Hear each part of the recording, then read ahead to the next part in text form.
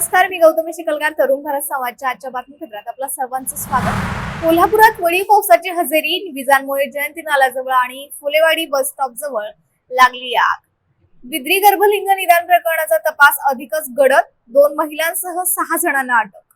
साखरेने भरलेला ट्रक नाल्यात कोसळलाय, केले ओढ्याजवळ अपघात. अंबक फाट्यावर पुन्हा एकदा अपघात झालाय, एक महिला जखमी झालीय. सराईत घरफोड्या आणि गांजा लागवड करणाऱ्यांवर पोलिसांनी धडक कारवाई केली आहे. ज्योतिबा चैत्र यात्रेसाठी प्रशासनाचे चोख नियोजन आणि ताडोबा व्याघ्र प्रकल्पातील वाघीण आणि बछड्यांचा मनमोहक व्हिडिओ समोर आलाय. पाहुयात यासह जिल्ह्यातल्या आज दिवसभरातल्या महत्त्वाच्या घडामोडी. कोल्हापूर शहर आणि परिसरात विजांच्या कडकडाटासह वळीव पावसाने जोरदार हजेरी लावली. या पावसामुळे शहरात 2 ठिकाणी आगीचे प्रकार घडले. जयंती नाल्याजवळील एका इमारतीच्या गच्चीवर आणि फुलेवाडी बस स्टॉप जवळील नारळाच्या झाडावर वीज कोसळल्यामुळे आग लागली. महापालिकेच्या अग्निशमन दलाने तातडीने धाव घेत ही आग विझवली असून सुदैवाने यात कोणतीही जीवितहानी झालेली नाहीये. काही दिवसांपूर्वी बिद्री तालुका कागल इथल्या श्रद्धा हॉस्पिटलमध्ये गर्भलिंग निदान करताना पोलिसांनी छापा टाकून डॉक्टरांसह एजंटला ताब्यात घेतलं होतं. आता याच प्रकरणाचा तपास आता अधिकच गडद झालाय. पोलिसांनी या प्रकरणात 2 महिलांसोबत आणखी 4 एजंट्सना अटक सुद्धा केलेली आहे. या कारवाईमुळे संपूर्ण रॅकेटची व्याप्ती वाढत असल्याचं स्पष्ट झालंय. अटक करण्यात आलेल्यांमध्ये हॉस्पिटलमधील काम करणाऱ्या मनीषा दिनकर कांबळे आणि नंदा ईश्वरा गुरव यांच्यासह एजंट बाजीराव तोकडे, विक्रम आनंद पाटील, सुखदेव पाटील आणि सुनील सदाशिव गुरव यांचा समावेश आहे.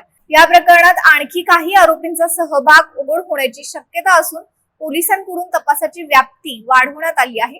त्यामुळे आता रॅकेटमधील आणखी धक्कादायक खुलासे होण्याची शक्यता वर्तवली जाते. पुण्यात सुद्धा आणखी एक अशोक खरात म्हणावं लागेल की काय अशी विकृती समोर आली आहे. स्वतःला महादेवाचा अवतार भासवून महिलेवर अत्याचार करणाऱ्या पुण्यातल्या भोंदूबाबा ऋषिकेश वैद्यचा शोध घेण्यासाठी पोलिसांनी 4 पथकं रवाना केली आहेत. पीडितेच्या तक्रारीनंतर विविध जिल्ह्यात तपास सुरू असून नागरिकांनी अशा भोंदूगिरीला बळी पडू नये असं आवाहन सुद्धा पोलिसांनी केले. आरोपी ऋषिकेश वैद्य हा तक्रारदाराच्या म्हणण्याप्रमाणे आणि मिळालेल्या आणि प्राप्त झालेल्या माहितीच्या प्रमाणे हा एक स्वयंघोषित महाराज असल्याचं भासवतो आणि त्यानंतर लोकांचा विश्वास संपादन करून त्यांच्याबरोबर अशा प्रकारच्या चुकीच्या गोष्टी करतो. याचा शोध घेतला जात आहे. जवळपास 4 टीम्स याचा शोध घेत आहेत. आताही आपण बोलत असताना काही टीम्स याचा माग काढत इतर जिल्ह्यांमध्ये त्याचा शोध घेत आहेत. सर, फिर्यादीमध्ये जे म्हटलं गेलंय की मी कोणाचा तरी अवतार आहे, तर फिर्यादीने कोणाचा अवतार आहे असं सांगितलं तर महाराज. संबंधित आरोपी ऋषिकेश वैद्य हा या पीडितेच्या म्हणण्याप्रमाणे मी महादेवाचा भक्त आहे आणि त्याचा अंश आहे आणि अशा पद्धतीने माझ्यामध्ये तुम्ही विश्वास ठेवू शकता याबाबत उल्लेख आहे. त्यांनी त्या पद्धतीने या सगळ्या भूलथापा करण्यासाठी अशा पद्धतीने भाविकांच्या भावनांचा वापर केलेला आहे. गडहिंग्लजसह कोल्हापूर जिल्ह्यात गेल्या अनेक दिवसांपासून घरफोड्याचे सत्र सुरूच आहे.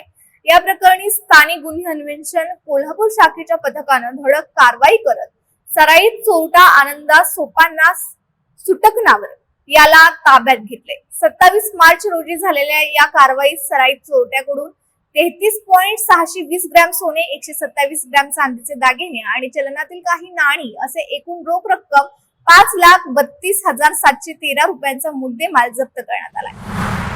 त्याचबरोबर आळते तालुका हातकणंगले इथं शेतात गांजा लागवड केल्याचा प्रकार घडलेला आहे. पोलिसांनी छापा टाकून एकाला ताब्यात सुद्धा घेतले. गांजा लागवड करणाऱ्या संशयित आरोपीचं नाव सुकुमार भूपाल चौगुले ढवळे असे असून त्याच्याकडून तब्बल 2.5 लाखांचा ओला गांजा जप्त करण्यात आला. ही कारवाई शुक्रवारी दुपारी करण्यात आली आहे. गुन्ह्याची नोंद हातकणंगले पोलिसात झाली असून फिर्याद पोलीस कॉन्स्टेबल अमित श्रीकांत कांबळे यांनी दिली. कोल्हापुरात गेले काही दिवस अपघातांची संख्या वाढतच चाललेली आहे. त्यातच आणखी एक अपघात समोर आलाय.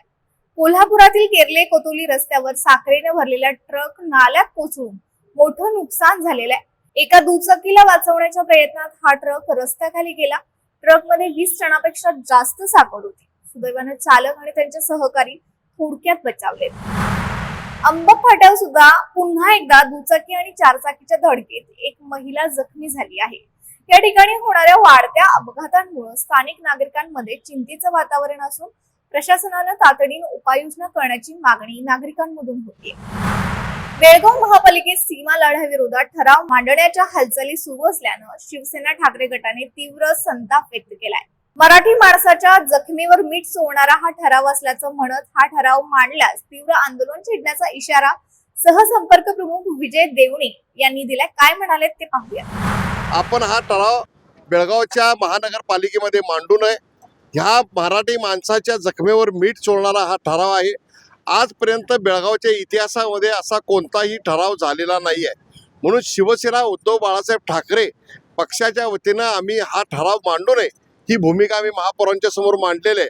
याच्या पुढे जाऊन जर महापौर आणि उपमहापौरनी हा बेळगावच्या महानगरपालिकेमध्ये असा जर सीमा भागाच्या विरोधातला ठराव जर मांडला तर शिवसेना उद्धव बाळासाहेब ठाकरे पक्षाच्या वतीनं उग्र आंदोलन केलं नाही. दख्खनचा राजा श्री क्षेत्र ज्योतिबा चैत्र यात्रेसाठी प्रशासनाकडून जय्यत तयारी सुरू झाली आहे.